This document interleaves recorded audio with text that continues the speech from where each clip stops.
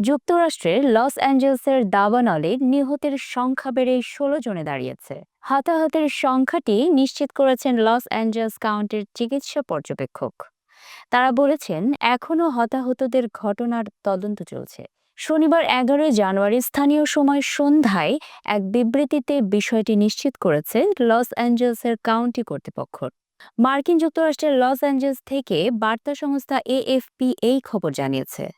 Loss Angeles county medical examiner বা করোনারের কার্যালয় দাবানলের কারণে নিহতদের একটি তালিকা প্রকাশ করেছে। তবে তালিকায় নিহতদের বিস্তারিত পরিচয় বা বিবরণ দেওয়া হয়নি। নথিতে বলা হয়েছে দাবানলের কারণে নিহতের মধ্যে প্যালিসেডস ফায়ার জোনে ৫ জন এবং ইটন ফায়ার জোনে ১১ জন পাওয়া গেছে। লোকজনের কাছ থেকে নিখোঁজদের বিষয়ে তথ্য পেতে কর্তৃপক্ষ ইতিমধ্যে একটি তথ্য কেন্দ্র প্রতিষ্ঠা করেছে। মূলত ঝোড়ো বাতাস এবং অনাবৃষ্টি লস অ্যাঞ্জেলসের দাবানলকে এতটা ভয়াবহ করে তুলেছে। আগুনে পড়ে গেছে ১০,০০০-এর বেশি অবকাঠামো।